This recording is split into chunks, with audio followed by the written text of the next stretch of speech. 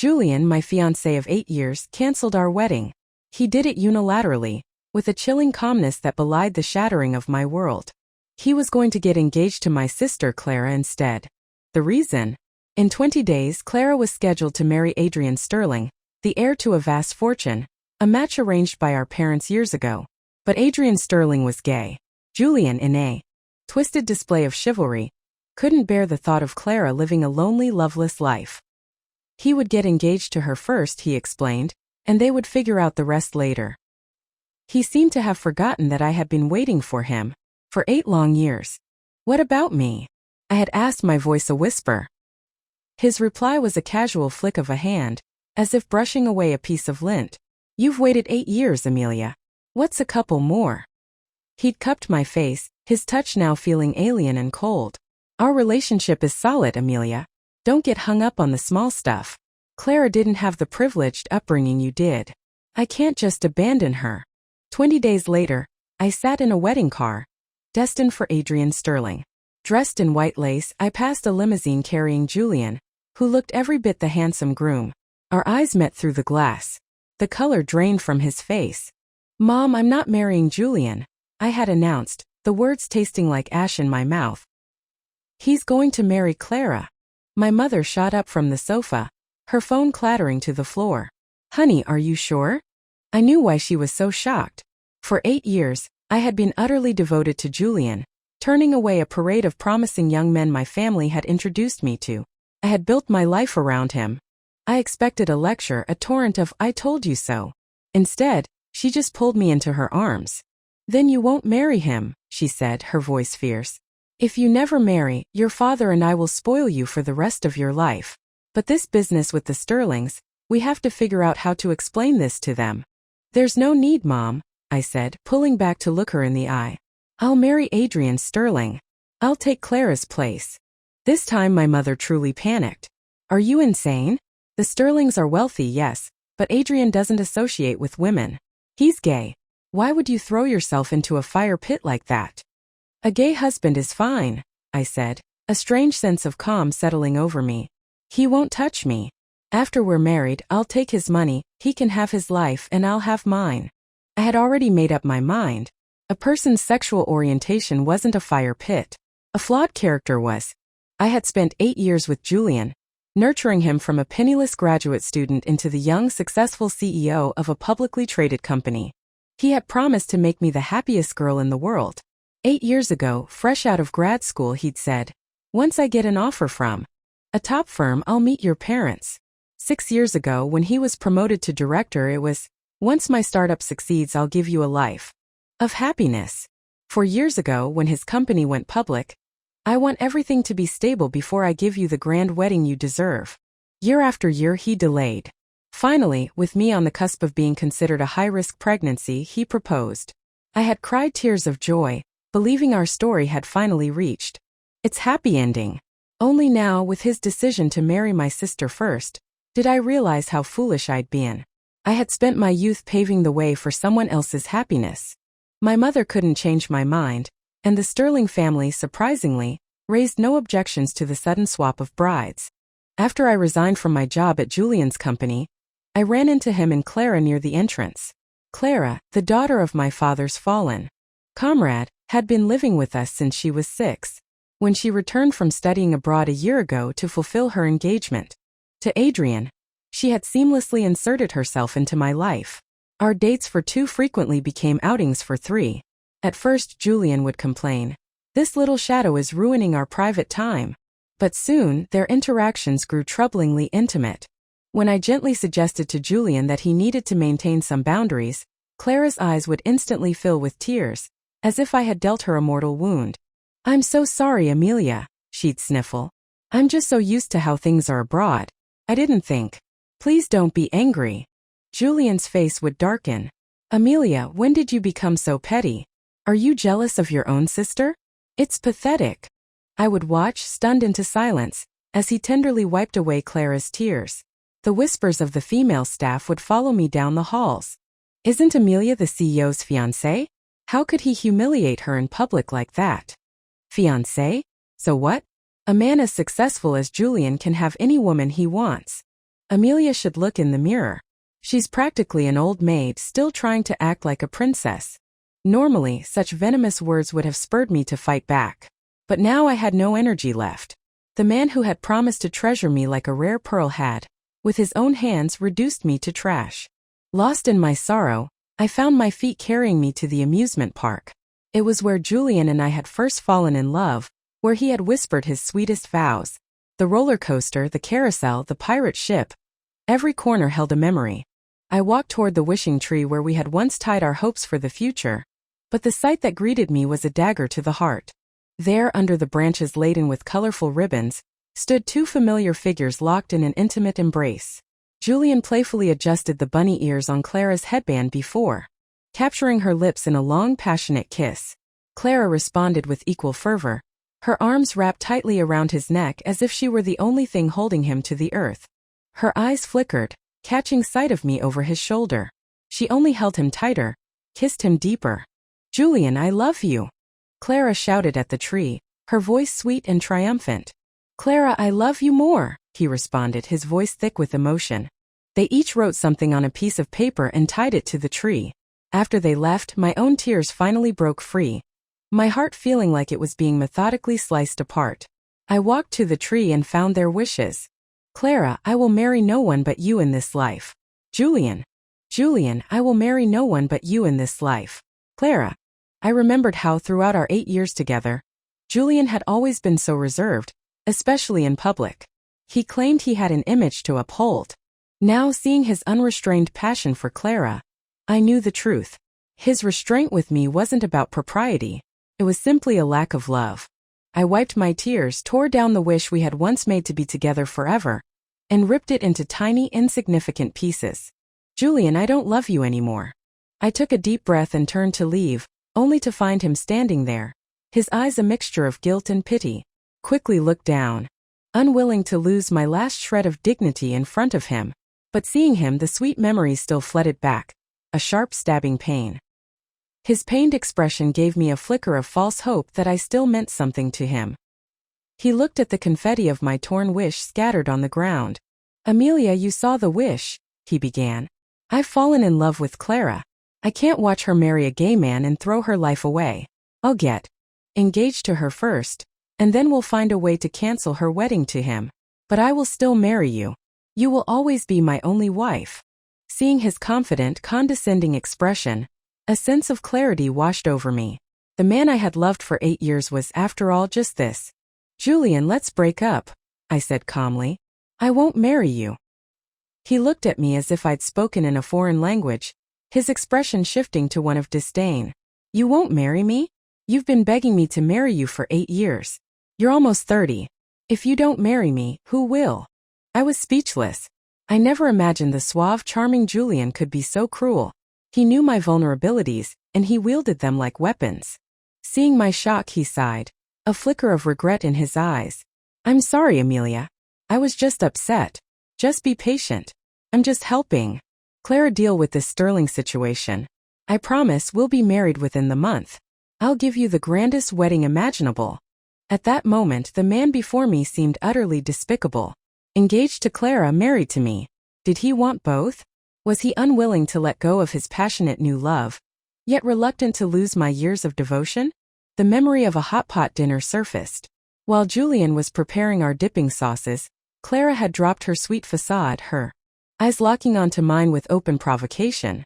"So what if you're the beloved daughter of the family? Julian only cares about me." Then she had deliberately poured a ladle of lukewarm broth onto her own hand and shrieked in pain. "Amelia, please don't be angry. I'll never see Julian again." Julian had rushed back, his face a mask of panic I'd never seen before. He'd helped a weak Clara into the car to go to the hospital, but not before shooting me a look of pure venom.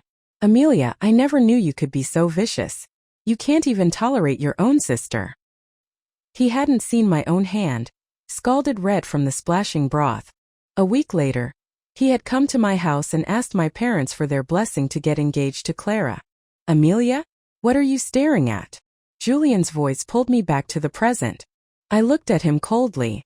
"You should focus on preparing for your engagement party with Clara." My calm acceptance seemed to unnerve him. He watched, a confused expression on his face, as I hailed a cab and left him standing there. The next day, I went to the city's most exclusive jewelry store.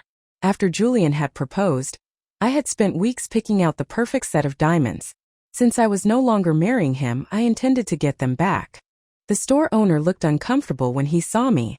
Miss Song, Mr. Chu picked up that set a few days ago. I assumed he was getting it for you. My heart clenched. For a simple engagement, Julian had given Clara the jewelry I had cherished, the set that was supposed to be mine. It was clear then. I meant nothing to him. My best friend who had come with me was seething. That bastard. Let's go give him a piece of our minds, Amelia. I calmly stopped her.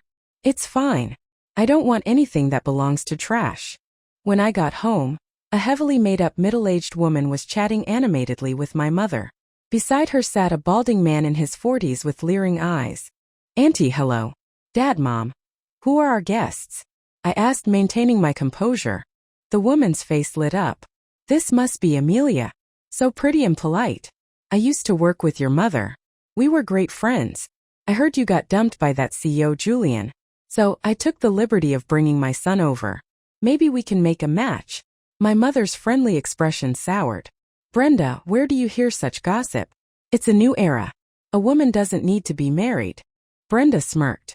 Don't be so proud. A woman's place is to marry and have children. It's tradition. Besides, everyone's talking about it. How your daughter got dumped for her own sister. It's all over the internet. She then grabbed her son's hand. My Gary is a senior engineer at a big company. He makes a great salary. And he's an honest boy. Amelia, you wouldn't be losing out. Yes, I'll be very good to you. The greasy man, Gary, chimed in, his eyes roaming over my body in a way that made my stomach turn. Sir, I have no plans to get married right now. You should leave, I said firmly. Don't be so ungrateful, he stammered.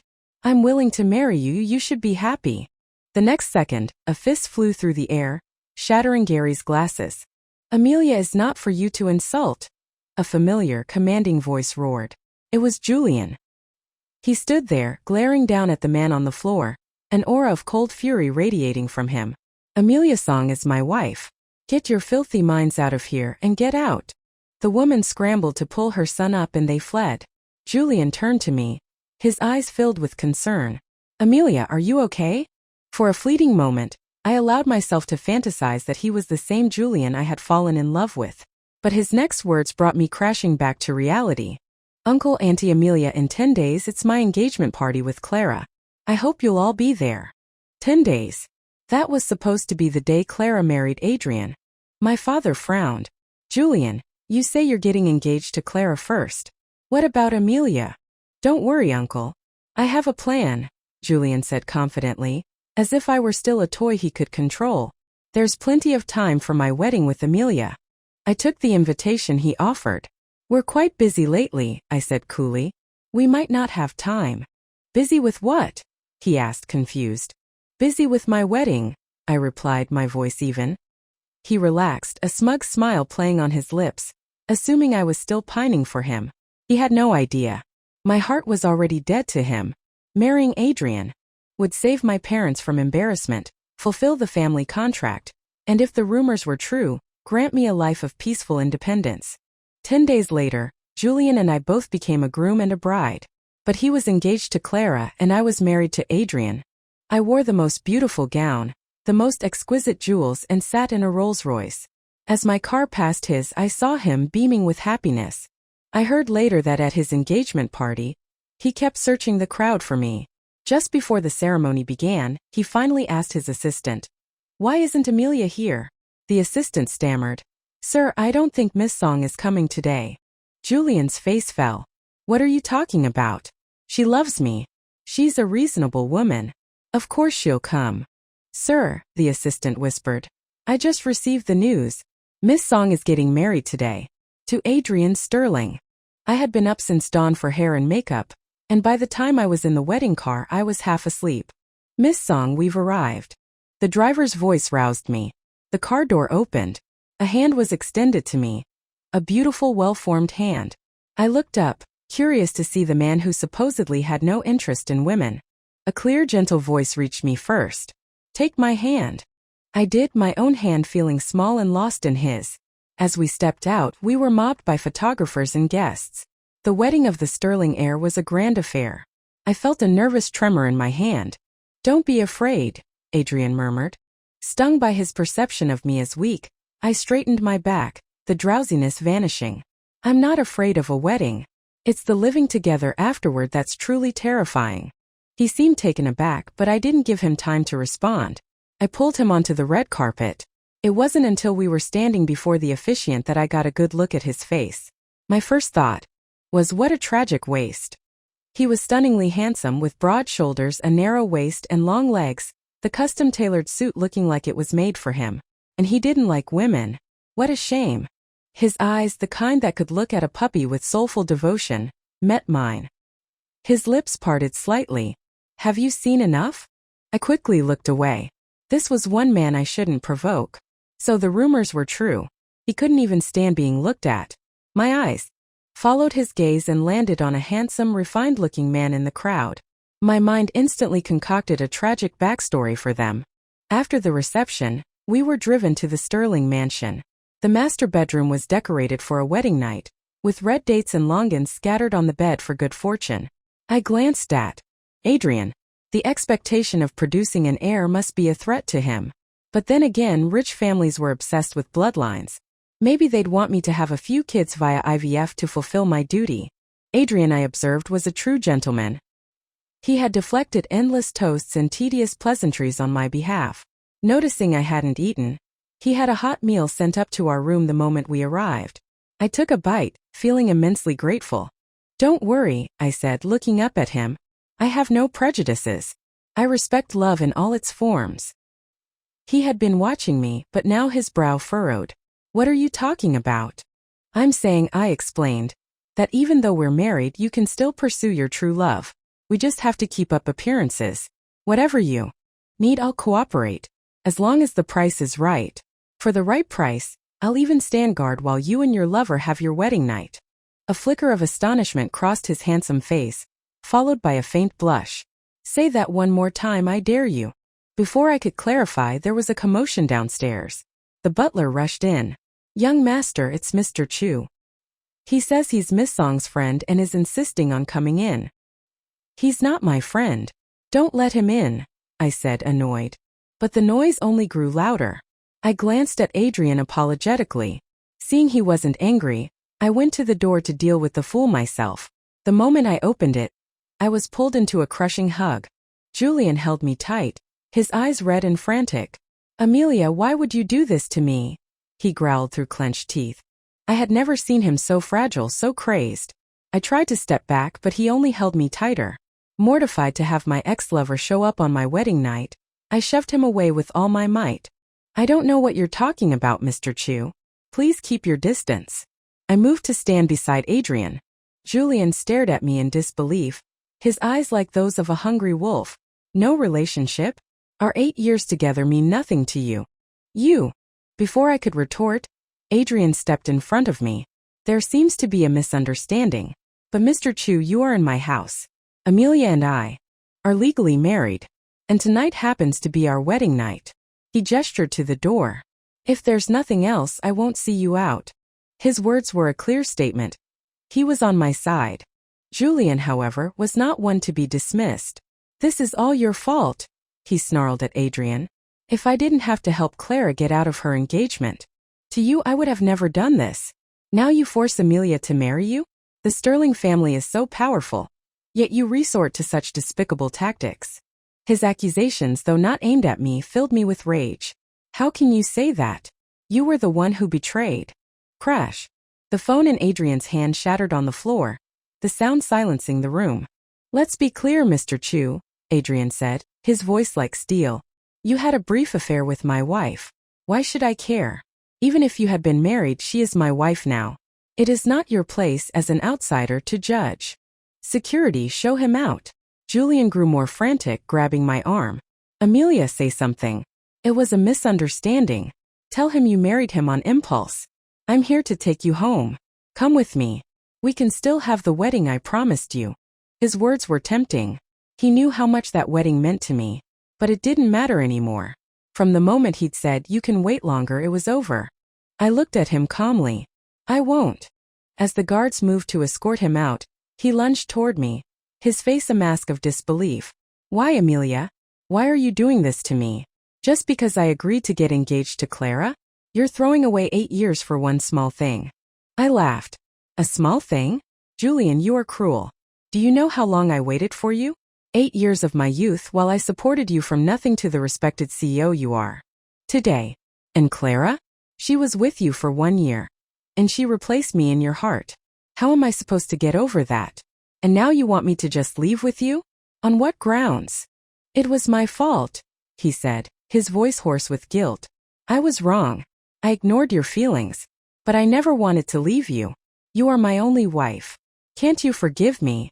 Are you really going to sacrifice your happiness to be with this homosexual?" he pleaded. "We love each other. It was just a misunderstanding. Are you going to gamble away your future?" "You're mistaken, Mr. Chu," I said coldly. "We didn't love each other. I don't love you anymore." "Amelia, must you say such hurtful things?" he roared.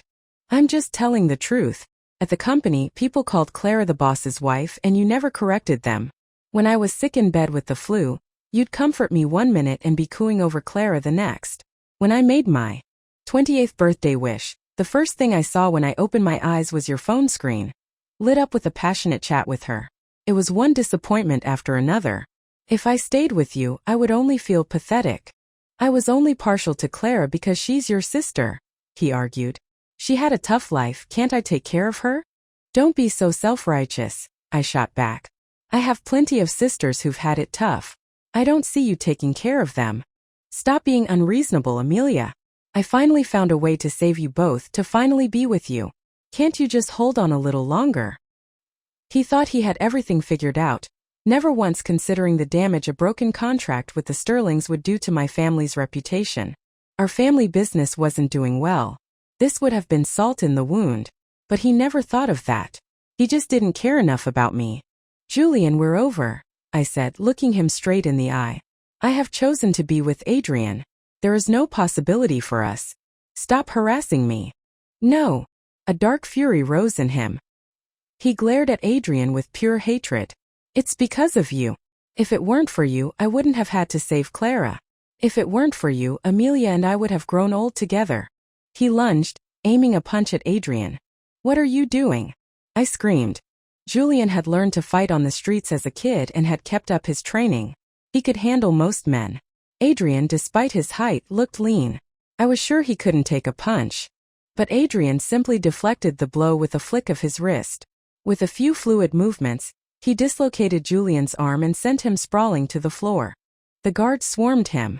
Adrian glanced back at me, a look of concern in his eyes.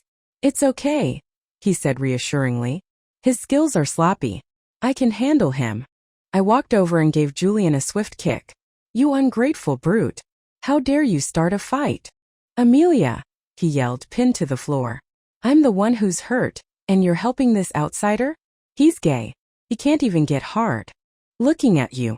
Are you going to be a lonely wife forever? If you come with me, our families can unite. The Sterlings can't touch us." Even beaten and on the floor, his arrogance was boundless. Just then there was another commotion at the door. Clara ran in, dressed in a white wedding gown, and threw herself onto Julian, her face a mess of tears and smeared makeup. "Julian, how could you cancel the engagement and leave me alone at the party? How could you just abandon me?" She had been so perfectly put together the last time I saw her. Now she was a wreck. Her family's inheritance, which my parents had managed, for her was long gone, spent on a lavish lifestyle abroad. She had been counting on Julian to secure her future. Now that future was gone. "Julian, my love," she sobbed. "Come back with me. I'm the only one who loves you now. Amelia has abandoned you." With his good arm, Julian slapped her hard across the face. She fell to the ground, a red handprint blooming on her cheek. We were all stunned. Julian never hit women. "Say I abandoned you one more time," he snarled at her. "If it weren't for you and him, would Amelia and I be like this? We're finished. And you, Clara, just you wait. I can't get him, but I can get you. If this were the old me, I would have defended her. Now I just felt empty." I stepped back and tugged on Adrian's sleeve. "Let's go." Our own life is what matters. He raised an eyebrow, then laced his fingers through mine and led me upstairs, leaving the chaos behind. In the bedroom, I swept the dates and longans off the bed. If you're uncomfortable, we can sleep in separate rooms, I offered. Adrian leaned against the door, his arms crossed. I seem to recall we are a legally married man and woman. I can understand if you're not ready, but why would you assume I'm unwilling? My eyes widened. He wasn't joking. But they said you were gay. Are you into women too? His beautiful eyes widened in disbelief. Who told you I was gay? Well, that's the rumor, isn't it? I stammered. That you avoid women like the plague. So it's not true. He just stared at me, an accusing look in his eyes. I felt a pang of guilt. I might have misunderstood. But you don't seem to have feelings for me either. You got mad at me for looking at you during the ceremony. You must not like me. He took a deep breath, his jaw tight. Have you forgotten me, Amelia Song? Huh. What did he mean? I searched my memory, but it was a blank. Who are you? He picked up a photo album from the nightstand. Inside was a picture of 2 small children. And then the memories came flooding back. Addie, I whispered. When my parents were away, I used to climb the wall to play with the neighbor's boy. We would build Legos, play in the sand, and nap in the same little bed. I looked at a photo of us playing house with our dolls. I said I would marry you, Adrian said softly. I would be the daddy and you would be the mommy. When I came back to the country, you already had someone you were devoted to, so I didn't want to interfere. But he hurt you. And I would never stand by and let that happen. The frail little boy who was always sick had grown into this handsome, powerful man. But why does everyone say you're gay? Because a certain someone is very jealous, he said, his eyes twinkling. As for whether I'm gay or not, why don't you find out for yourself? His gaze grew more intense. I instinctively backed away, but then he slyly let his shirt ride up, revealing a glimpse of a perfectly sculpted abdomen. In a daze, I found myself half resisting, half yielding. Later, life with Adrian was a dream. Julian's company crashed after he made a disastrous comment at a press conference. He never recovered. Clara stayed with him, his kept canary. The last time I saw her, I glimpsed bruises on her arms. But I did nothing. A voice called me from my reverie. Wifey, you said you wanted to work out with me. We've only run 3 steps and you're already tired. Woof, woof. At the end of the sun-drenched path, Adrian stood, holding the leash of our big white dog, looking back at me. A smile spread across my face and I ran to meet him. I'm coming,